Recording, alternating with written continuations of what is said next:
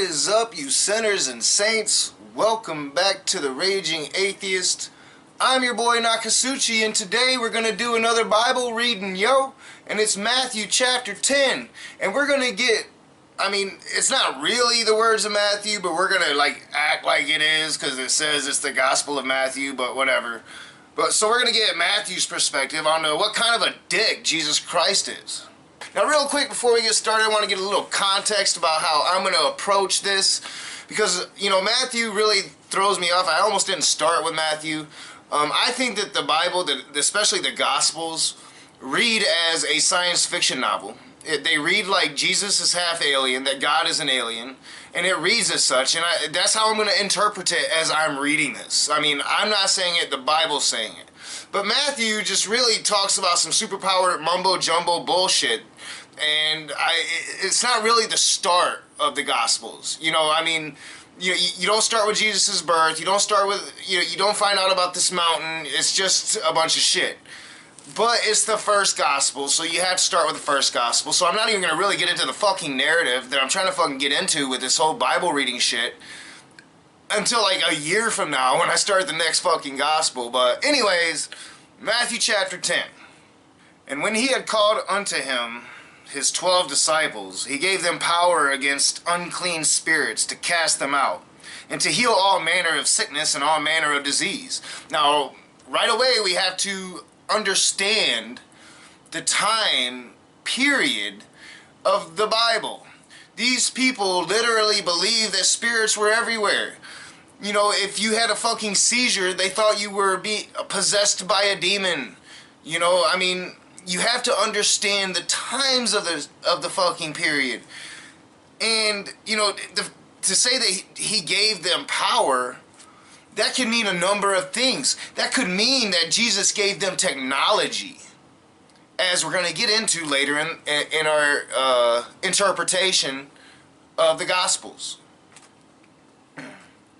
Now the names of the 12 apostles are these. The first, Simon, who is called Peter, and Andrew his brother, James the son of Zebedee, and John his brother, Philip and Bartholomew, Thomas and Matthew the publican, another fucking Republican, James the son of Alphaeus, and Lebbaeus, whose surname was Thaddeus. You never hear about Lebbaeus. They don't, that name sounds a little too Middle Eastern for the 12 disciples, so you never hear that name. Simon the Canaanite and Judas Iscariot, who also betrayed him. These 12 Jesus sent forth and commanded them, saying, Go not into the way of the Gentiles, and into any city of the Samaritans enter ye not. Because, those Samaritans and their individual gods, where, in fact, Yahweh came from, don't go in there, you might learn the truth. You might learn where all the shit came from. But go rather to the lost sheep of the house of Israel. And as you go, preach, saying, The kingdom of heaven is at hand. Now, 2,000 years ago, Jesus Christ saying, The kingdom of heaven is at hand. Shit's coming to a head. 2,000 years ago.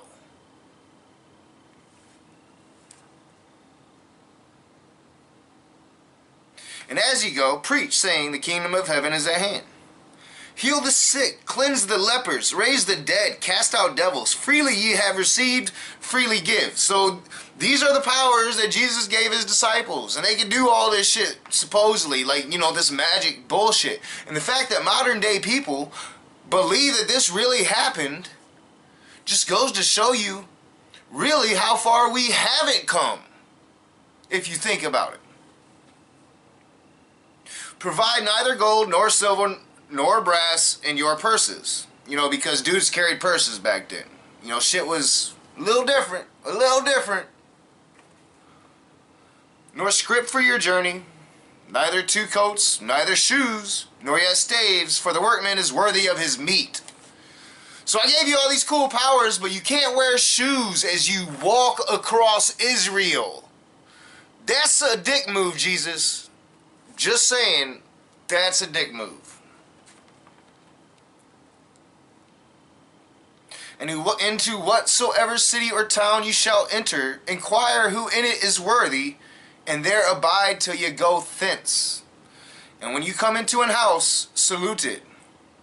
And if the house be worthy, let your peace come upon it.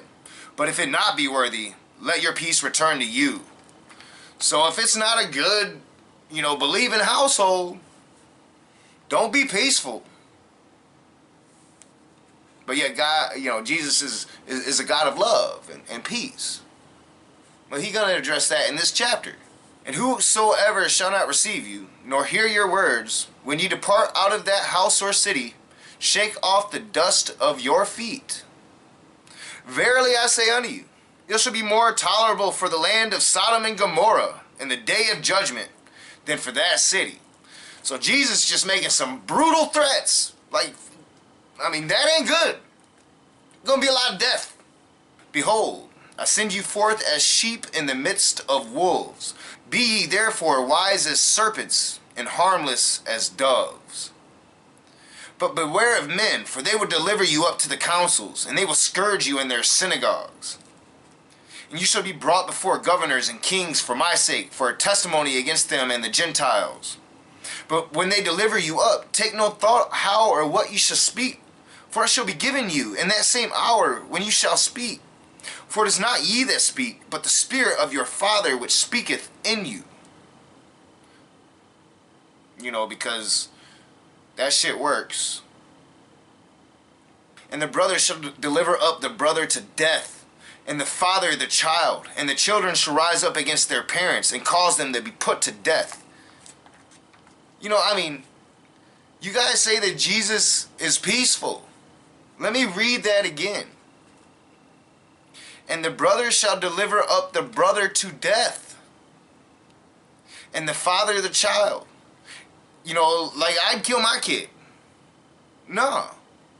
And the children shall rise up against their parents and cause them to be put to death. Your God of peace and love. No, homie. Call the truth the truth.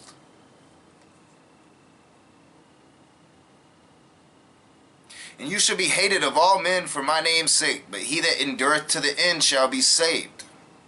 But when they persecute you in this city, flee ye into another. For verily I say unto you, you shall not have gone over to the cities of Israel till the Son of Man be come. The disciple is not above his master, nor the servant above his Lord. It is enough for the disciple that he be as his master, and the servant as his Lord. If they have called the master of the house Beelzebub, how much more shall they call them of his household? Fear them not therefore, for there is nothing covered that shall not be revealed, and hid that shall not be known. When I tell you in darkness, that speak ye in light, and what ye hear in the ear, that preach ye upon the housetops. And fear not them which kill the body, but are not able to kill the soul, but rather fear him which is able to destroy both soul and body in hell. I don't even know what that means. What does that mean? Christians, inform a brother.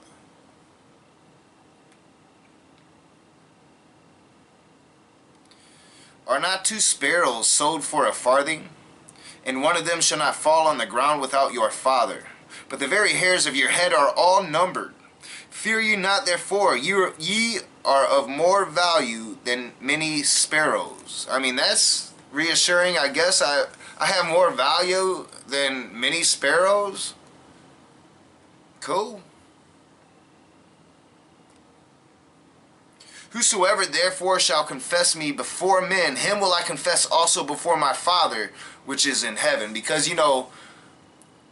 I'm the only one that can do that. Me. So you got to come to me and believe in me, because I'm the only one that can speak to my Father in heaven for you. So you better come to me, because I'm the one. Oh, it sounds a little sketchy. But we're about to find out what kind of a dick Jesus is. A dick. Just straight up dick. Everybody tries to pretend like he cool, but he a dick. But whosoever shall deny me before men, him will I also deny before my Father which is in heaven. So don't deny me. I'm the greatest of all time. And if you deny me, there's going to be great consequences to that shit, because I'm the best. I'm the shit. I am the motherfucking shit. I'm Jesus. And if you deny me, man, there's going to be some repercussions. Going to be some repercussions.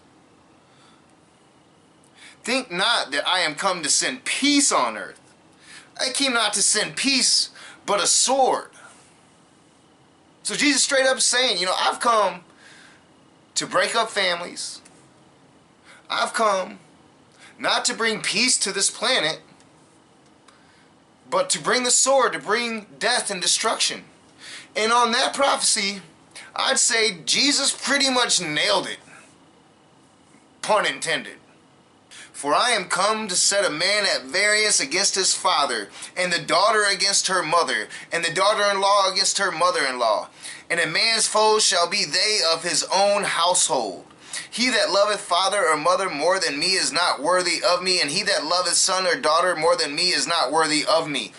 That is your dickhead Jesus. Love me before everybody else, or you're not getting into heaven.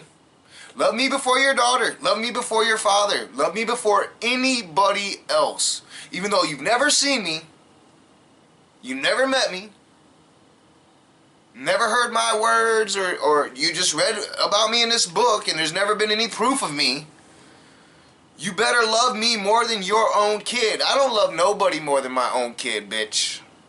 Nobody. And he that taketh not his cross and followeth after me is not worthy of me. Now, here's proof that this shit was written well after Jesus. Because Jesus didn't know they were going to put him on a cross. I mean, they tried to pretend that he knew.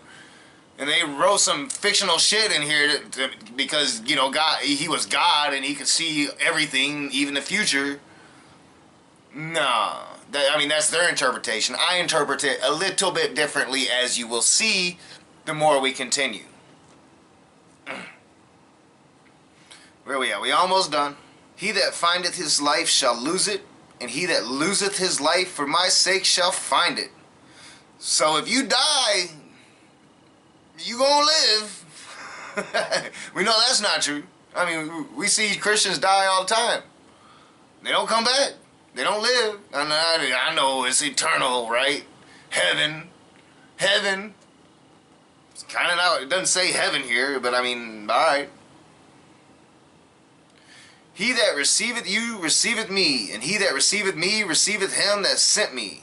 He that I mean, what the fuck, Jesus? Talk some English, please. Your followers here in America demand it. He that receiveth a prophet in the name of a prophet shall receive a prophet's reward. And he that receiveth a righteous man in the name of a righteous man shall receive a righteous man's reward. And whosoever shall give to drink unto one of these little ones a cup of cold water only in the name of a disciple, verily I say unto you, he shall in no wise lose his reward. So a bunch of nonsense at the end of that chapter. But I think we saw what I wanted you to see. That Jesus was pretty much a genuine douchebag. Conceited motherfucker. I mean, I'm not really talking shit about conceited motherfuckers because I'm a conceited motherfucker. But conceited, and a motherfucker, and a douchebag. Mathew Chapter 10. As always, I'm your boy Nakasuchi. If you like my videos, hit that thumbs up. Subscribe to my channel. Share me on your social media. Comment in the comments section below. I'll see you soon.